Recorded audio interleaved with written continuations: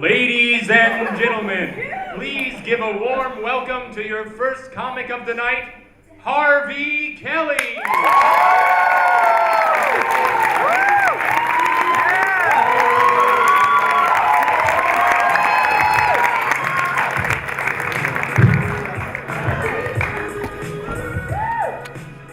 I'm concussed.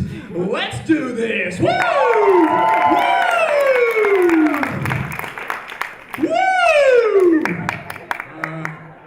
I concussed myself over spring break. I got drunk and smashed a pineapple into my forehead. And then I got drunk and smashed 2 beer cans on my forehead. And then I got drunk and smashed a stack of Solo cups on my forehead. It's part of this new character I've been working on called Guy Who Gets Drunk and Smashes Things on His Forehead. I've been told by a medical professional that I need to stop workshopping that character. Which is probably a good call because I feel like I can't act that crazy and also look this crazy. I feel like I look like somebody rolled a 5 and freed me from Jumanji. But I grow my hair out long like this because I'm from Vermont, and it's very cold there, so I could use all the help I could get. Fun fact about Vermont, it is the syrup capital of the United States. And by syrup, I do mean heroin. Yeah! It's a horrible epidemic. I was telling someone about the heroin epidemic in Vermont recently, and they said, oh, that makes sense, because it's so cold there. Yeah, that makes a lot of sense. Too cold to sled, guess I'll die? But I get it. I'm from a very small town in Vermont, so there's not much to do. I remember one day I was so bored that I decided to dive headfirst down a snowy hill. I ended up shattering my collarbone and then tumbling to the bottom of a hill where then a kid came up and kicked me straight in the penis. And that was just the most fun thing to do that day, so I wasn't even mad. Not much to do, but I kind of liked it. I do get jealous sometimes when I hear my friends from New York City or LA talk about their hometowns, because they always seem to like run into celebrities in their hometowns, which is just something that does not happen in the entire state of Vermont. The only celebrities you might run into are Ben, Jerry, or Calvin Coolidge. My dad did meet Dr. Seuss though once. He was waiting a table that Dr. Seuss was sitting at. And Dr. Seuss is exactly how you'd imagine him. He was all like, Huffle kerfluffle, where are my truffles? Yeah. He asked about the plates, actually, which I thought was even weirder. He said, these plates are very lovely, where'd you get them? And my dad said, I'm a waiter, I don't know. And the doctor was pissed. He looked at my dad, and then he shouted, do you know who I am? And my dad was probably like, yeah, you're the literary mind behind one fish, two fish, red fish, blue fish. Just keep the plates. That story kind of upsets me because it really ruins Dr. Seuss. Now I can't read Yertle the Turtle without thinking, who the fuck asked about plates at a restaurant? Seriously. So yeah, not a lot of cool celebrities in Vermont, but what we do have is a lot of environmentally conscious people. I would consider myself an environmentally conscious person. For instance, did you know that you're not supposed to throw plastic bags straight into the ocean? Because sea turtles mistake them for jellyfish and then they choke on them, which is kind of funny.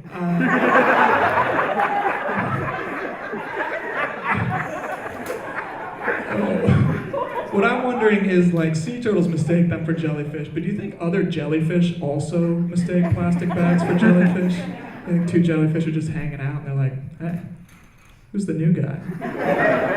Like, oh, that's Tim. Tim's badass. He doesn't talk to anyone and he killed a fucking sea turtle yesterday. It's crazy. So yeah, people are pretty hippie in Vermont. I went to a very hippie, small high school. We handled things in very quirky, unorthodox ways.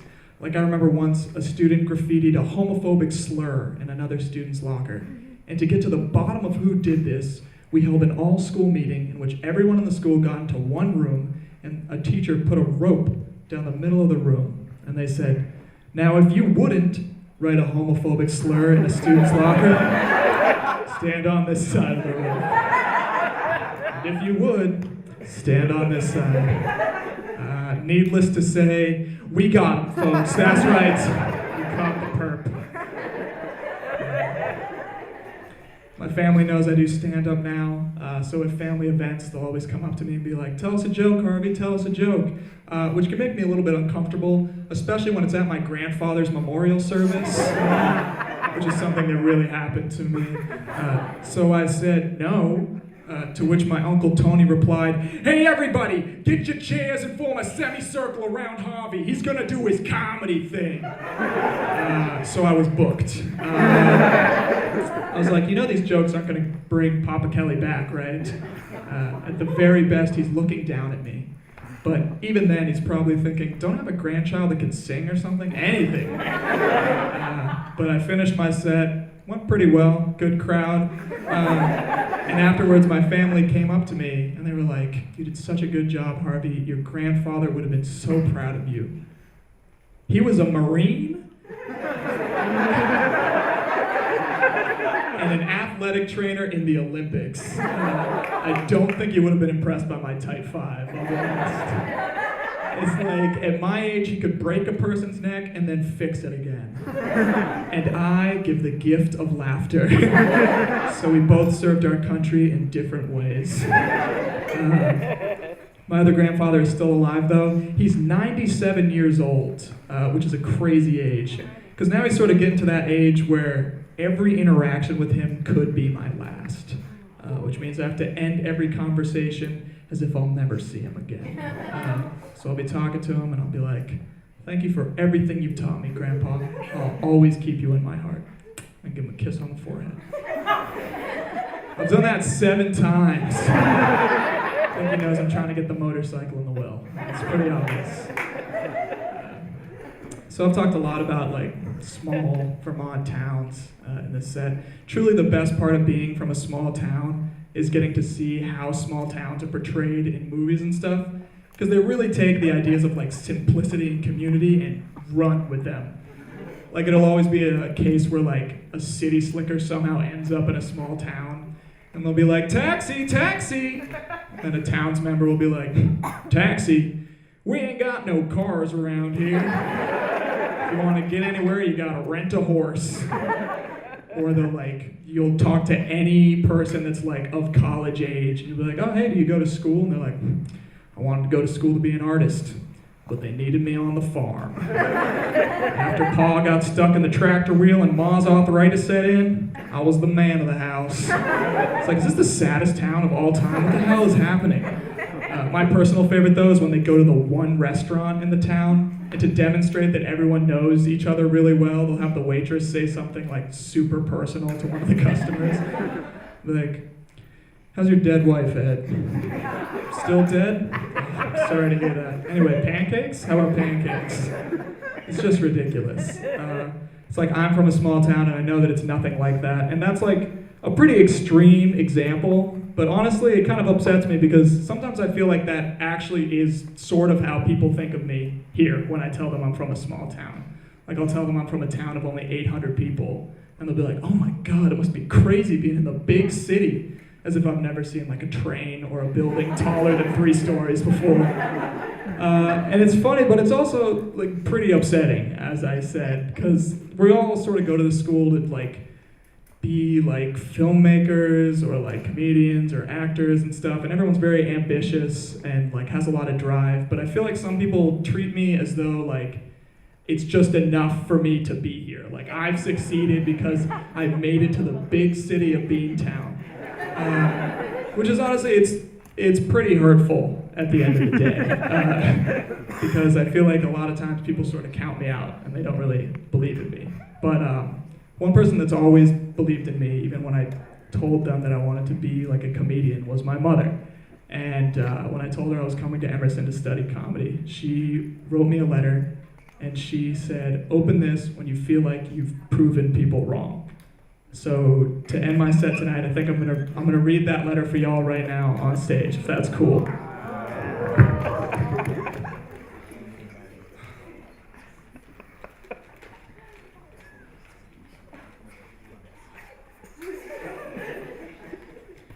To my favorite comedian, We need you back on the farm. Well, I guess that's my time, folks. Thank you. I'm Harvey Kelley.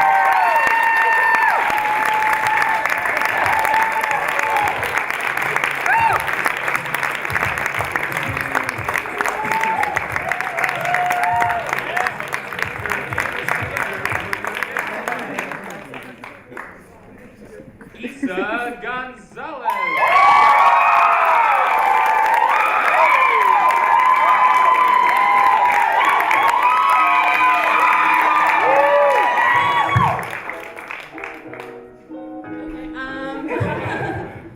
I didn't know if you guys know this, but I'm a plumber on the side. I just didn't have time to change before I got here.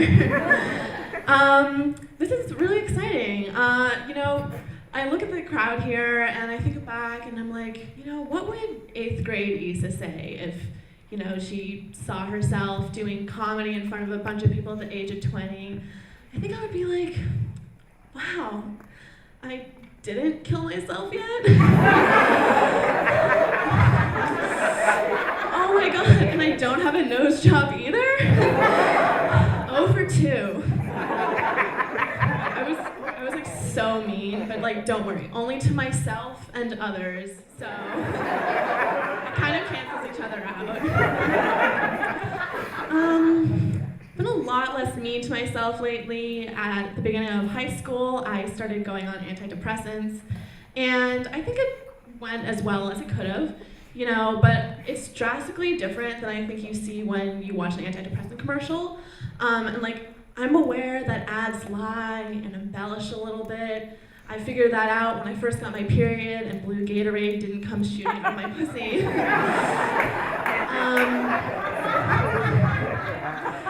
But yeah, I was watching this ad for Spadaro the other day, and I'll give the actress in it credit. She looked sad, she had sort of a vacant look in her eye, but she was also fully dressed.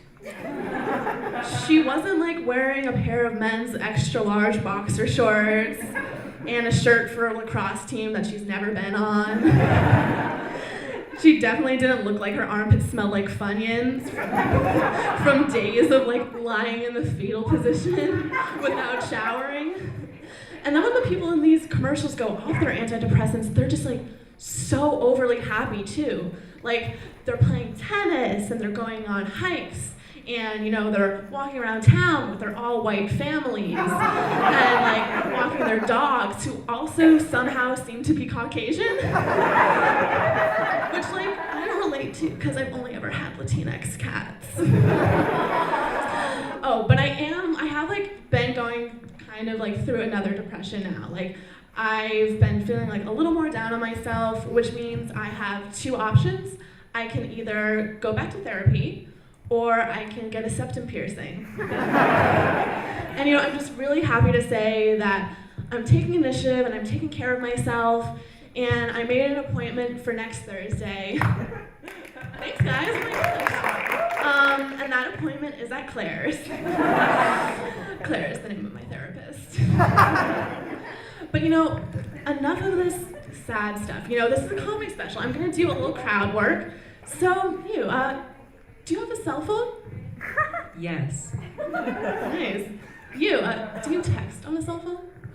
Yes. So, if you have an iPhone, you might notice there's this new thing while you're texting. Instead of just replying to a text, you can send a little heart if someone sends you a sweet message, or if someone gives you exciting news, you can send an exclamation point. The other day, I sent a nude to a girl, and she haha reacted to it. And that's the only case where I'll say technology has gone too far. That was my Black Mirror. I don't care what happens in the future, if I have to fuck a robot, or LinkedIn puts a chip in my brain. I just think that if you can laugh at my tits with the press of a button, we should stop all science right now. I mean, to be fair, you can totally laugh at my tits, but only if I draw a mouth on my stomach, because, it looks like a face. It's cross-eyed.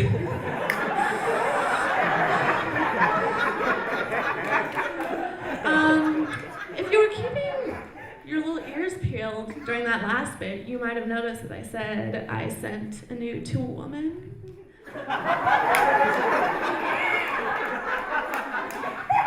And I am also a woman. And that is because I'm a giant lesbian. And, well, not actually giant, like I'm super tiny. I have to use Q-tips instead of tampons.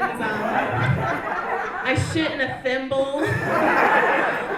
And these shoes are actually made for babies.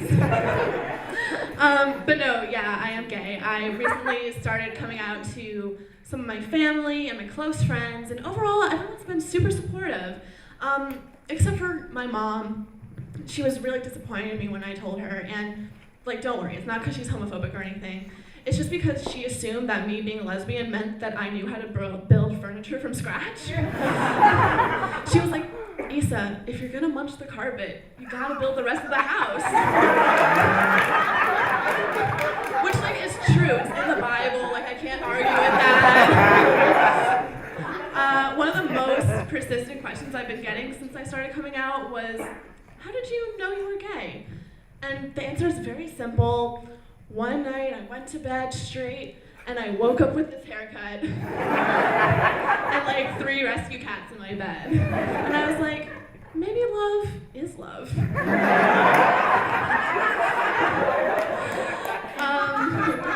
But no, luckily I haven't really had any homophobic encounters since I've come out. But one time before I did come out or even realize I was gay, I was walking down the street in my hometown and this guy yelled at me from his car. He went, "Hey, dyke!" And looking back on it, it's really upsetting. Not because he called me a slur or anything, but I don't understand how he knew I was a dyke before I knew I was a dyke. I don't know, maybe he's psychic. He saw me and he was like, oh, this girl's really struggling with her sexuality. She's looked up "Am I gay?" quiz too many times to not be gay. I just need to say something that's gonna have her have that epiphany. So he was like, "Watch where you're going, dyke!" And then he drove away and I was like, why did I say that? Or he's psychic. In which case our government should hire him. If they want to eradicate us and everything. Speaking of men who scare me, I go to film school. And if you go to film school, you know that the majority of people who go here are white dudes. And I don't think it's because white guys are any more interested in film or because they're any better at filmmaking. I am convinced that the majority of white guys are at this school because they were hired by an elite organization called the Woody Allen Defense Fund.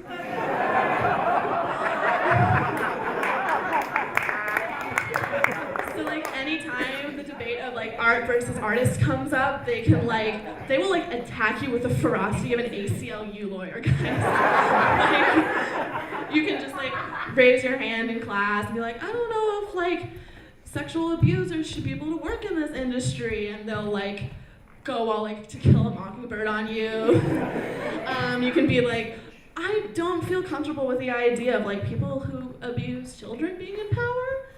And they'll get up in their tweed pants, their tiny little glasses, and be to the teacher Your Honor, who among us in this room has not fallen in love with a baby? Thank you so much, guys. I've been easy.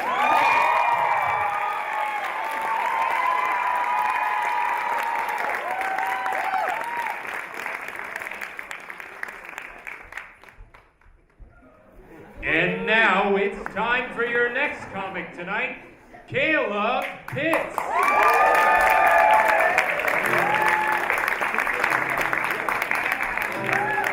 Thank you guys. Thank you for coming on out. I am the third of the 7 comics you guys will be seeing tonight, and that's how you know I'm the best one. I don't know how much you guys know about stand-up comedy. You always put the headliner right in the middle of the show. That's the #1 rule, and they're following it. Last week was International Women's Day. You guys have a good International Women's Day? Oh yeah, fuck yeah. Something I saw a lot on International Women's Day was women posting topless photos, and the caption was always "free the nipple," right? And I'm with the cause, but I do have one question about the free the nipple thing. A man came up with that, right? Right? Doesn't that sound exactly like some shit a guy who looks like me came up with? He's like on his friend's couch, he's just like, oh my god, I just had the best idea in the world.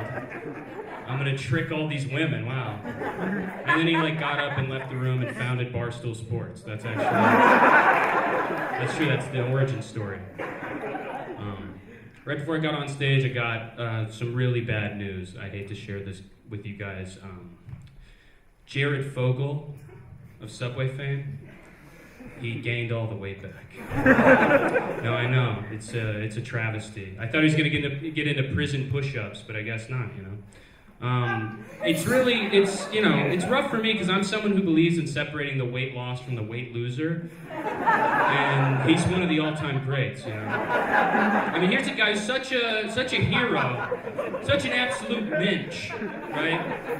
This guy, at some point, he came to a crossroads in his life, and he decided he had to axe one of his two addictions. On one hand, food. On the other, illegal child pornography. And I don't know, that's a real Sophie's choice, you know. There's no right answer there, I think. Thinking about buying a gun. Anyone else? Gun? No? Couple people? Everyone who's not clapping, I'm assuming you are either under 18 or you already have one, so. Been thinking about buying a gun. I'm from the South, and we just think of guns differently down there. You can buy them at GameStop. It doesn't matter. I just think that my mixed feeling on guns is like, on one hand, yes, I will acknowledge, probably been a net negative on society. Yeah. On the other hand, I think I speak for everybody in this room when I say this. Guns are extremely cool. Come on, are we joking? And we've been conditioned to think that. Every good guy in every movie has a gun, and the only one who doesn't, Batman, has a fast car and lots of money, which is the only thing cooler than a gun. That's pretty cool. The other day I was watching The Breakfast Club. You guys seen The Breakfast Club? Yeah? It's a good movie. It's kind of a comfort movie for me. I was watching it because I was having a really bad day. I was having one of those days, I don't know if you've ever had these, where you're so bored with life that you just like give up in the middle of masturbating. You know, like something that only exists so that you can get to the end of it and you don't make it. Right? Like a NASCAR driver who like pulls over in the middle of the race. He's like, I don't know, I got distracted. I was thinking about the Oscars. I couldn't finish it today. Damn.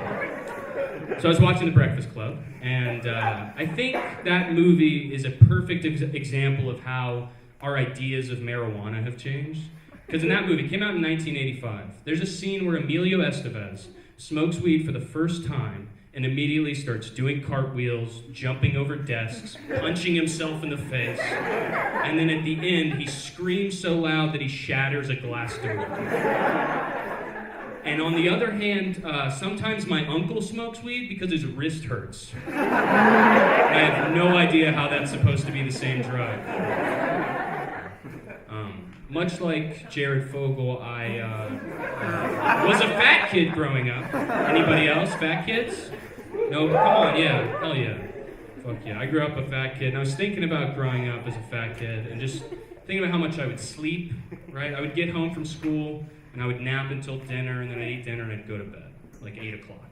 And I was thinking about it, and I kind of realized, when you're a fat kid, sleep is basically just time travel to your next meal. Right? You get to, like, eat chicken wings, be dead for 10 hours, and then eat breakfast. It's kind of a perfect system. It's really ideal for fat kids. It's true.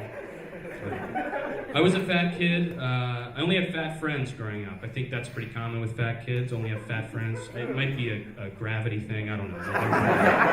But my best and fattest friend was this kid, Joma, right? And me and Joma, our relationship was really just predicated on helping each other find food, if I'm being honest. And the most diabolical way that we would go about this, and I'm not like excited to tell you guys this, but the worst way we would do it is we would steal food from our pregnant 4th grade teacher.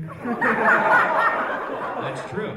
Mrs. Sullivan. She was pregnant. She was eight months pregnant, and she was a huge Virginia Tech fan. She graduated from Virginia Tech, met her husband there. There was Virginia Tech stuff plastered all over her classroom. She was one of these people who graduates college, and instead of getting a personality or a career, they just get super into the school they went to, right? Like a grown man in an LSU hoodie. And he thinks that there's some college girl that's gonna walk up to him and be like, oh shit, LSU, and they just blow him. That's what he thinks.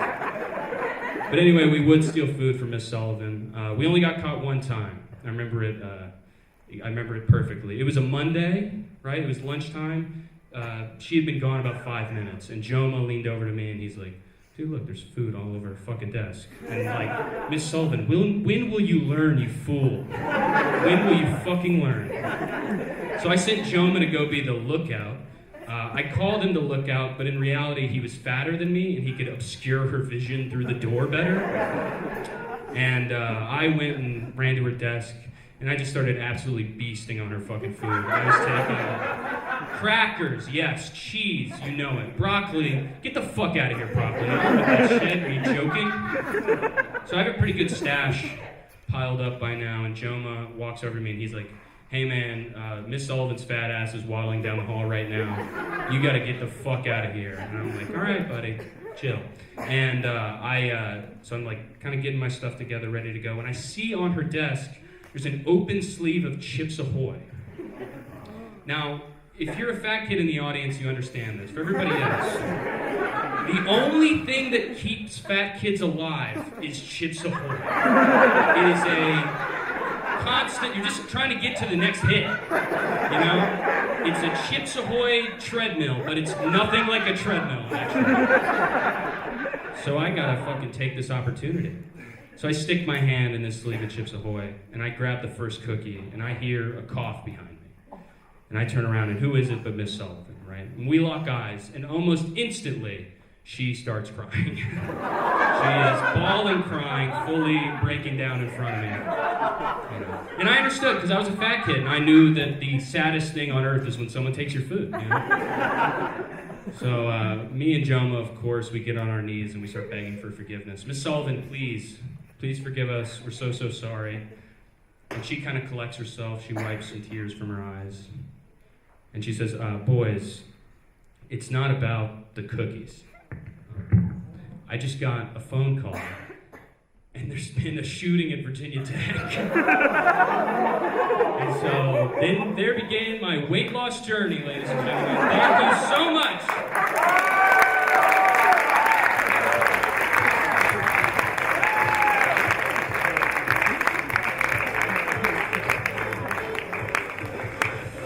Ladies and gentlemen, make some noise for your next comic, Zieper. Thank you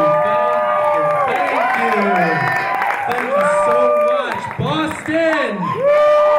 Boston, home of the fighting, anyone for any reason. My dad texted me the other week and said, isn't it funny how whenever you order Chinese food, you do it with a Chinese accent? No, Dad, that's just you. That's just you and other dads. They got me thinking, though, my family's Jewish. Jewish people love Chinese food. Chinese people probably don't love Jews. Just because most people don't, I went to a Jewish day school my entire life, which is very different than a public school. At a public school, if you do something good, they reward you with a sticker. But at a Jewish school, it's very frowned upon giving out gold stars. Thank you. You're not allowed to laugh at that one. Because I went to a Jewish day school, though, I'm very good at identifying signs of anti-Semitism, because a lot of times they're hard to find. I was at a Celtics game a few weeks ago, and they were showing fans on the Jumbotron, and everyone was getting really into it. They showed a little boy and a little girl, and it was really cute, and everyone in the stadium went, "Let's go Celtics!" And yeah, it was awesome. And then they showed this guy who was really into it. He's really excited. His jersey was screaming. And everyone got really hyped. Everyone in the audience went, "Let's go Celtics!" It was awesome. And then they showed an Orthodox Jew on the screen. And everyone in the audience went, "Let's go get him!" Yeah, so I went to a Jewish day school so I could tell that was anti-Semitic. I'm just kidding. I don't really go to sports games that much. I'm really into esports. Anyone here into esports? Yeah. That's awesome. That's awesome. Esports are virtual sports. They're video game sports like Super Smash Bros. Or League of Legends. And there's a big debate as to whether or not they are real sports. A lot of people say they're not real sports because they don't require any athleticism. I think that's what makes them the ultimate sport. Because you've got to wait all year for football season, you've got to wait all year for soccer season. There is never an off season for not talking to girls. Thank you. I think being into esports is probably one of the reasons I had so much trouble with girls in high school. In high school, I was a virgin not by choice, but by popular demand. And it wasn't for a lack of trying too. It was just hard because like all my guy friends were so much hotter and like so much smoother, and I wasn't. And like one of my guy friends went up to a girl at a party once and said, "Hey, how about you and I eat her, eat her, eat her?" And she went home with him. That's crazy, but I thought, you know, if it works for him, maybe it could work for me. So I went up to a girl at a party and said, "Hey, how about you and I?" And she was like, "What the hell are you doing?" And I was like, "Oh, I sleep on a Tempur-Pedic bed." Thank you. College was a big change for me. College was very different. I went from a Jewish day school to school in Boston. So it wasn't too different because everyone here is still Jewish. But the biggest difference when I got to college is that I got a girlfriend the first month of school. Don't do that. I got a Catholic girlfriend the first month of school. Don't do that. I did not think dating a Catholic girl would be that different from like anything else. But what I realized is religion definitely gets in the way. We had our first big argument when she told me she wanted to give up sex for Lent, which also meant that I was giving up sex for Lent. I didn't even know I was Catholic to begin with. I later found out she was cheating on me, so she didn't give up sex for Lent, she gave up having sex with me for Lent. I don't know if that's like a Christian thing or whatever. I had to break up with her though, had to break up with her, because I'm a businessman in my heart. In my heart, I'm a businessman, and she was bad business. When I met this girl, When I met this girl, she was like Apple, the best of her game, top of the market. But markets crashed, and she went down on other dudes while we were dating. I just couldn't see past it. Shouldn't have made the investment in the first place, to be honest. You know, it's funny when you break up with someone, you start to notice like all the little things about the world. Like, how funny is it that you drive in parkways, but park in your ex-girlfriend's driveway at 3 a.m.? Why are the lights on? Who's she with, you know? And it sucks getting cheated on. I don't know if you guys have ever been cheated on. It sucks because like you want to hurt the person for hurting you, but you don't want them to know you're still thinking about them because that's like lame. So it's like, how do I affect this girl's life in a really negative way without her knowing that I'm doing that? So I stopped recycling. Thank you. If you really want to hurt someone, you hurt their kids, you know? I'm making it sound like it was all her fault. It was definitely not all her fault. I definitely was a big contributor to our relationship problems. I'm very immature. I think it's because I feel cheated by puberty. Can you imagine going through puberty and ending up like this? It's not a perk, you know? It sucks because when caterpillars go through puberty, they grow beautiful, majestic wings, seem like nothing else in nature. And all I got was a massive cock. Thank you. I know I was just talking about how my girlfriend cheated on me like crazy, but I wasn't always that good with girls. I'm disadvantaged. I'm 5'11" and 3/4 of an inch, which means I'm a 1/4 of an inch away from being an alpha male. You know, that's what's holding me back. It sucks though, because it's gonna haunt me for the rest of my life. Like even when I die, I don't get to be 6 feet under. Thank you. It's a little corny. It's all right though. My girlfriend now, I have a girlfriend now, she's very tall. I like that a lot. My girlfriend's really tall because that means she's great at reaching for things. Like every time she asks me if I love her, she's reaching. Thank you. I'm kidding. I love her a lot. She's great. My girlfriend has eczema though, so I think I'm gonna break up with her. Because if her skin gets irritated with her, I probably will too, you know? My girlfriend and I are waiting to have sex, probably just until after the show. Be weird if we did it right now. Don't feel left out. I know people feel left out when I say that. My roommate gets really left out. My roommate gets really bad FOMO. He didn't find out about 9/11 until his sophomore year of high school. That's a big one. Can you imagine finding out about 9/11 in 2016 and just being like, wait. Everybody else knew? Nobody told me. In his defense, though, you can't never forget when you never knew in the first place, you know? It was funny seeing how out of the loop about everything he was. Because, like, I had to tell him about Michael Jackson, you know? It's all in the news. How do you not know Michael Jackson died? Thank you. It's not his fault, though. He grew up in a small town in Idaho. He doesn't know any better. You should see how he orders Chinese food. Thank you guys so much. That's what I said.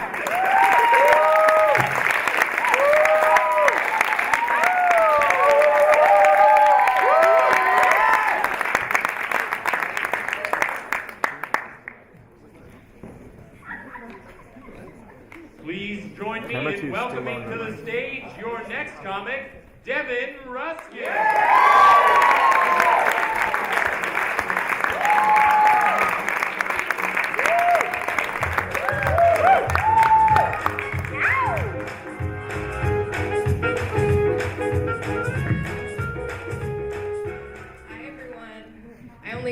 Because that's what real comedians do. So a little bit about me. I had a breast reduction last year. Woo! I know you're all looking. Take a look. You have my consent. So I used to be an I cup. So I'll spell that for you. ICUP.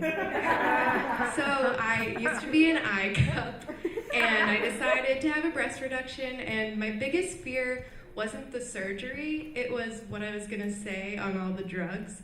And I said some pretty fucked up shit, I'm not gonna lie. As soon as I got out of the surgery, the nurse was like, "Do you want anything to drink?" And I was like, "Shut up, I'm having sex with my boyfriend." That is true. And then she asked again, and I was like, "Yeah, apple juice, thanks." Another thing that happened during my surgery of the summer, I got this new nickname. I'm trying to find my parents, they're here. What'd you guys call me? Frankentit. Yep, my parents called me Frankentits. So yeah, I had my nipples cut off, sewn back on, so like I looked like a zombie. Another thing that happened during the surgery, since it was such a big surgery, I had drains on each side of my boobs, so I'd have to like go like this to massage out blood and titty gook, just like into a cup, and after each time I'd do that, you'd fill it up, and I was still high on the drugs, and I was like, booberade, and I was like trying to drink it, and my dad knocked it out of my hands, and he was like, "You're not 21 yet," so, yeah. But yeah, then the cat came in and tried to eat it, and it was just like crazy night in the Ruskin household. One last thing about my surgery, my doctor who did it, aka the boob man, he called himself that, which is like crazy that I went to a doctor that called himself that. He was recently arrested for beating his wife. Yeah, but I'm okay with it because he may have ruined one woman's body, but like, look at me. My body's fine. He fixed my tits. But I'm kind of getting into this new movement. It's called working out. So I started to get athleisure. That's my first step. But I don't get Lululemon. I got it from TJ Maxx because my workout's not like Lululemon intense. It's me walking to the gym and then saying, "That's fine." And then I go back and then sit on the couch and watch like trainers on Instagram. So I kind of I watch trainers do squats, and that's better than me doing them. So yeah. Another thing that I'm really into is The Bachelor. Got any fans? Bachelor in Paradise, Bachelorette, I love all of it. For those who don't know, it's 26 idiots fighting over like one even dumber shit fuck. It's so stupid.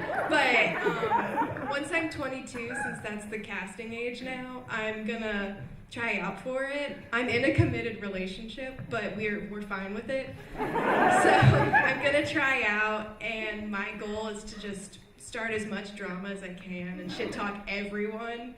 I think having cameras on me 24/7 will call for some like quality shit talking. So I have an idea of like what I'd say. I'd go up to a girl, probably named Crystal, and I'd be like, Crystal, you didn't hear this from me, but Hannah B told me you have chlamydia. And like, I really care for you, so I'm just telling you as a friend that if you want to be with Nick, you should tell him. And then it would like immediately cut to me talking to Hannah B, and I'd be like, yeah, Crystal was chlamydia, but you didn't hear from me. Another show that I'm really interested in is To Catch a Predator. I love Chris Hansen. But I started to do this thing where I go on chat sites and pose as 16-year-old girls. So it's fine. So I pose as them and I kind of like catch pedophiles. And it's kind of a new job for me. Like, I'm getting paid in Benjamins, Franklins, Washingtons, and like, not money, but like dick pics from them. But yeah, another fact about me, I am a mother of two. I have a cat, King Fluffington, he's a Maine Coon, and then I have a tuxedo kitty, Mr. Business. So I have anxiety, so I thought getting a cat would be good, so I'd have a therapy animal. But having the cat and like petting him isn't what like calms me down. It's cleaning their litter boxes. I kind of think of their litter boxes as like a Zen garden. So the litter is like the sand, and then the shit clumps are like the pebbles, and I just kind of organize it and clean it. But my cat, King Fluffington, who lives with me now, he has feline anxiety, so I got him to help mine, but I kind of am helping him. So whenever he has an anxiety attack, he shits on my bed and shits on the wall, and just kind of shits everywhere but the litter box occasionally. Yeah, but he's fine now because we got him kitty Xanax. So whenever we have our anxiety attacks, we're fine. We're both on our Xanaxes. But I guess I'll end it here for the ladies in the house. Ladies, you guys ever realize your vaginal spooge kind of looks like a Rorschach test? Because like I do, and I see a UTI in mine. Anyways, I've been Devin. This was fun.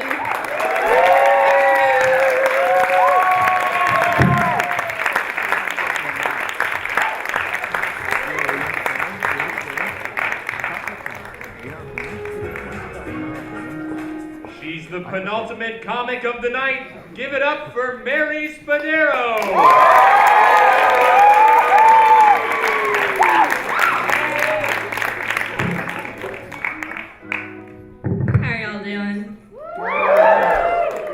Good. I'm very happy to be here. I'm happy to be at Emerson in general. I'm coming up on the end of my freshman year, and it's hard to choose what my favorite part of college has been so far. The free on-campus therapist, or that guy in my improv class who explained consent to me yesterday.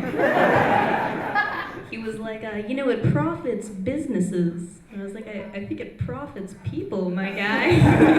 It's a weird stance to take.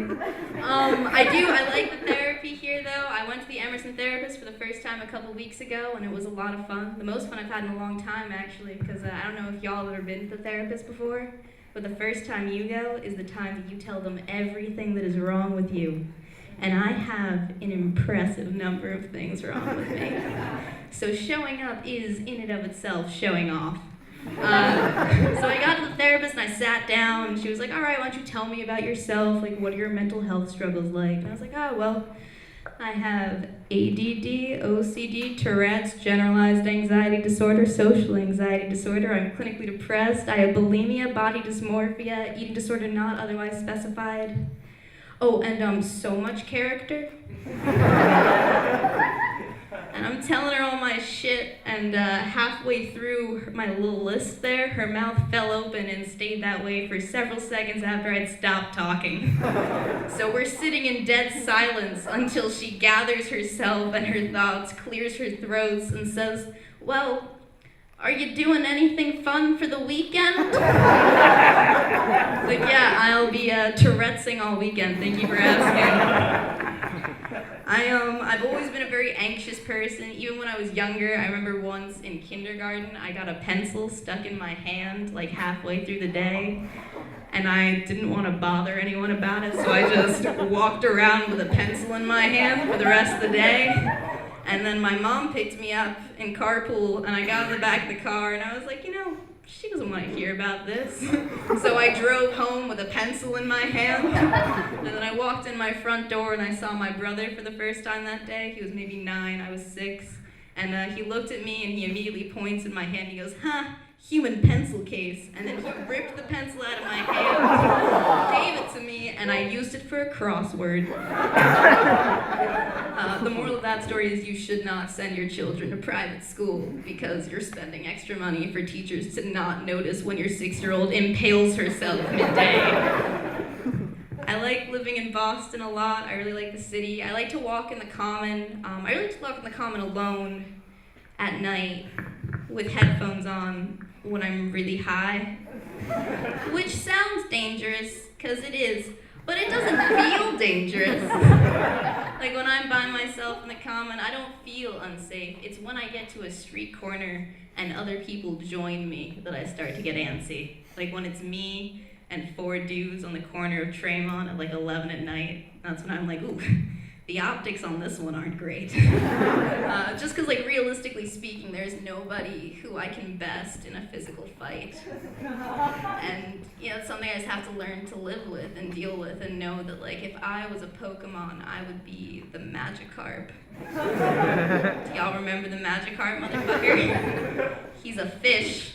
He has one move, the move is Splash, and it does 0 damage. Take that, rapists and murderers. I'd like to quickly play a song for y'all, if that's okay. This is a song, it comes from a really deep spot, and I hope you enjoy it. It's called Anal.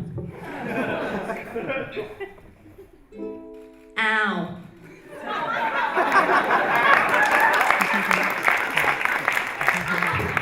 Thank you.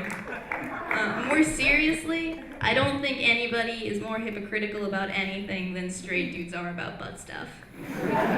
Cause they'll just poke around up there, their hands are meandering until you bat them away, you scamp. Meanwhile, if I tried to just stick my finger up some dude's asshole without asking first, I would have a lawsuit on my hands, as well as feces.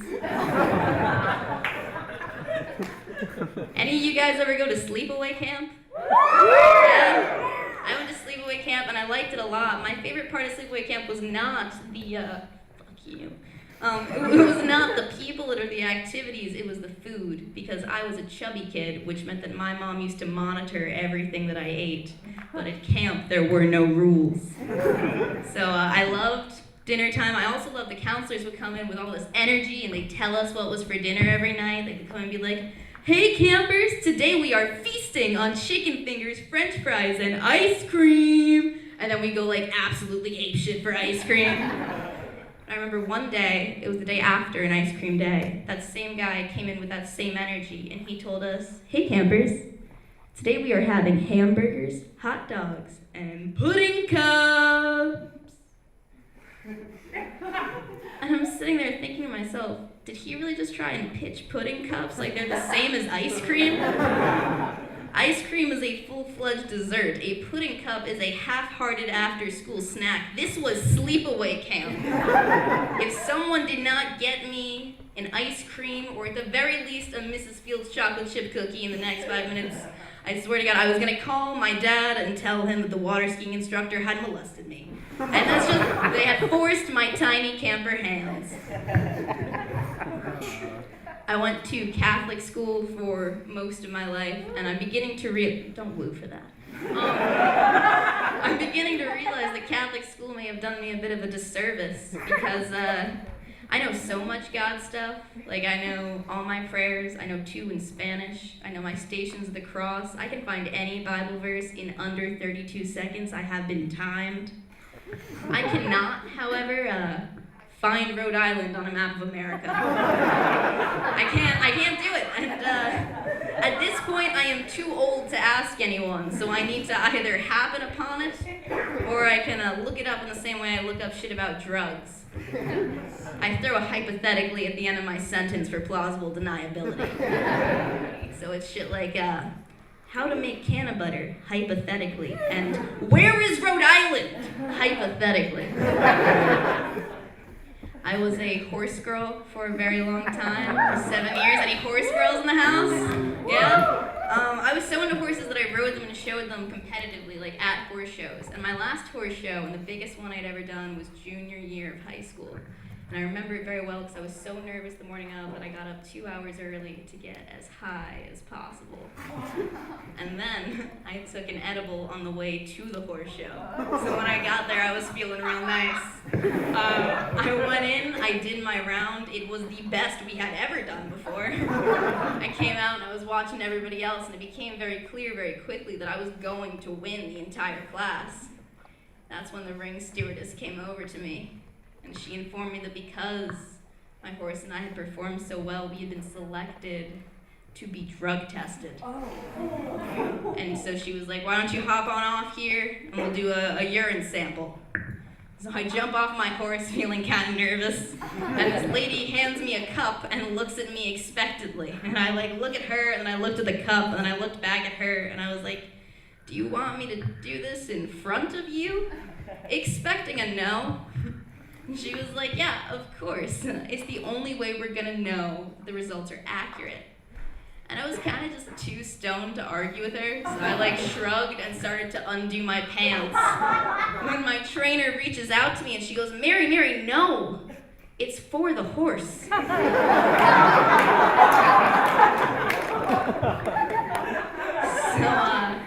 the next 10 minutes are spent crouched next to my horse's flaccid penis, holding a cup and waiting for him to give me a little juice. And then when he did, we were disqualified because that horse was coked out of his fucking mind. Thank you guys very much.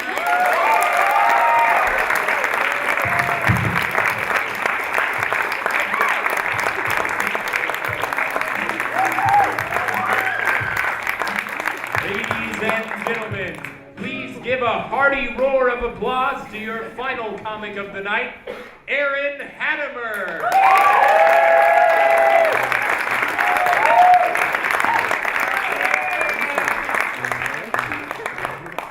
Thank you guys, thank you so much, thank you. Love how everyone's talking about being a fat kid, and I'm like, oh, I'm a fat 22-year-old. No, just sympathy.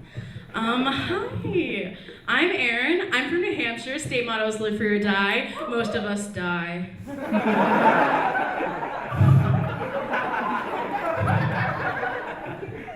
I grew up Catholic in New Hampshire. A lot of people are Catholic in New Hampshire. Anyone else Catholic? Anyone else Catholic? Peace be with you. Peace be with you. I thought I was Jewish until I was 5. We don't have time to get into that. That's a whole other set. But I really thought I was. Anyone Jewish? Shalom, shalom. Everyone else, thank you for coming. No, I grew up a very devout Catholic. Kind of in the same way prisoners of war are really good at working hard. You kind of have to. I first started CCD, Sunday school, when I was 5 years old. I walked in kindergarten. It's like a rec center. There's a classroom, and there's a poster of Jesus on a skateboard, and he's like, love the Lord. And there's a crucifix on the board. There's Jesus on the cross. I shouldn't have done that.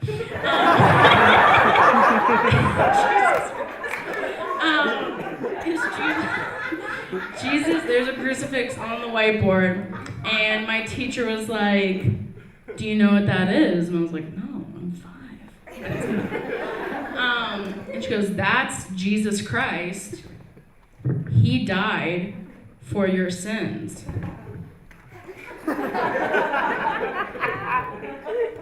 And I said, I didn't ask him to do that. He should have checked with me first. Like, is it a lifelong commit? Like, do we have to get lunch every Sunday? And you do. You have to eat the blood, no, you have to eat the body and drink the blood of Christ, which is cool.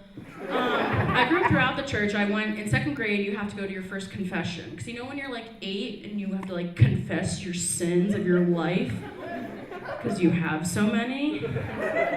And I walked into the priest's office, and he was like, "What are your sins?" And I was like, "I play practical jokes on people sometimes, but otherwise than that, I'm like, stellar kid." And he was like, he started during a therapy session. He was like, "How do you think that makes other people feel?" And I was like, genuinely, I am not thinking about other people when I do it, because like it's really for me. And he kept going on. He was like trying to fix it. He was like, "Do you think that's funny?" And I'm like, "I don't think it's funny. I know it's funny because I'm doing it and I see it." And I'm like, "That's funny." No, I'm Jewish. Speaking of being fat, I recently lost 10 pounds. No, sorry, I gained 10 pounds. I recently gained 10 pounds. I get those mixed up. Who clapped? Who clapped? Yeah, you clapped! Whoever claps for the gaining 10 pounds is unfair. I was always a little bit of a bigger kid, and I'm always really concerned about my weight because my parents are healthcare professionals. My mom's a nurse. My dad's an anesthesiologist. He wants me to say anesthesiologist because he wants you to know how much money he makes. He also, it was really fun when I was a kid to tell other little kids, I was like, "My dad's an anesthesiologist." And they're like, "What's that?" I'm like, "He puts people to sleep." And they'd be like, "Your dad kills people?" Yes.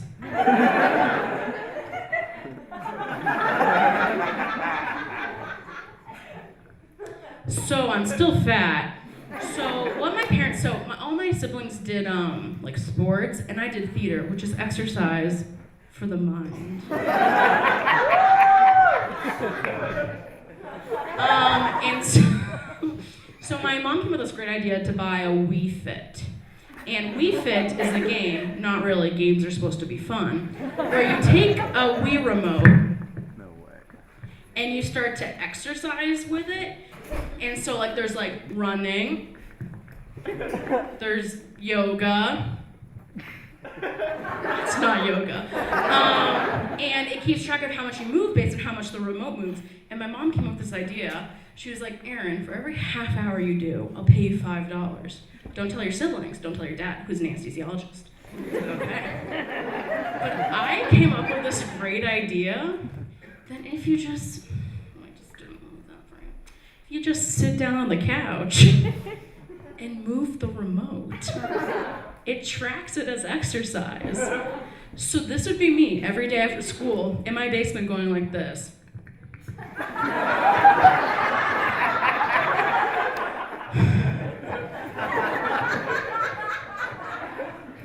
"Mom, $5, half an hour. That's what the TV says." That's why now I'm so good at getting paid to do hand jobs. No, I'm kidding. I do them for free. Oh, man. Speaking of hand jobs, I'm half gay, as my mom likes to put it. Yeah! Go gays. I found out I like girls the same way you find out if you're allergic to peanut butter or not. I tried it and I didn't die, so. Did pretty well. I have a friend who's blind in one eye. She told me while she was driving me on the freeway, it's fine, she was blind in the right and we're merging left. We could just never exit.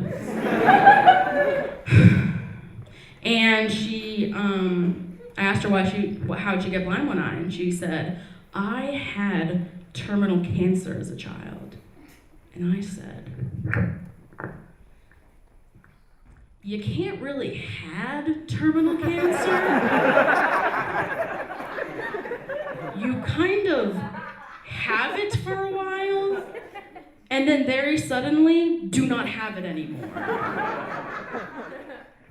And she was a Make-A-Wish kid, and she lived in Central Florida. So guess what she did for her Make-A-Wish?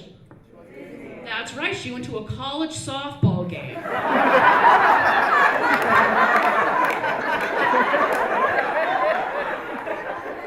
No, I'm dying of cancer. Let me finish. She wasn't really, obviously. But I'm dying of cancer. But I want to go to a softball game. No, none of that professional shit.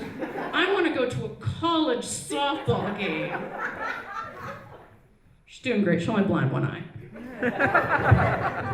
My parents are really supportive of me, so I'm always supportive of them. My dad ran for office when I was 14 as, I don't know, the posters are in my basement, you can read them, he lost. But he ran as a Republican, and I know, like, I'm not much of a Republican myself, I'm more the left hand. There is one thing I agree with Republicans on, and I know it's gonna be controversial, but like, I don't believe in gay rights. All of my girlfriends were left-handed.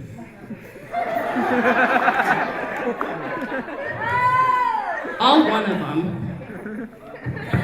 Much of a sample size. So we went to a Republican parade in Nashua, New Hampshire. Have you guys ever been to a Republican parade? Oh, congratulations, they suck. It's like a gay pride parade if it was just tops.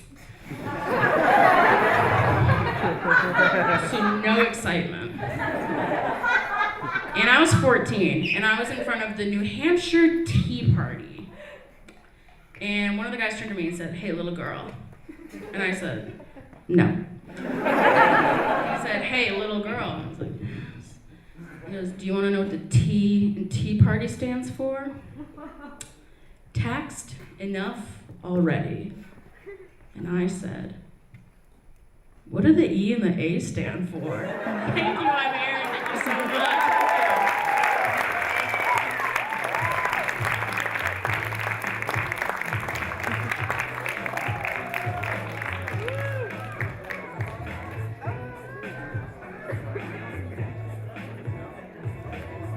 Thank you for coming out to the Emerson Channel Comedy Special. Have a great night, everyone.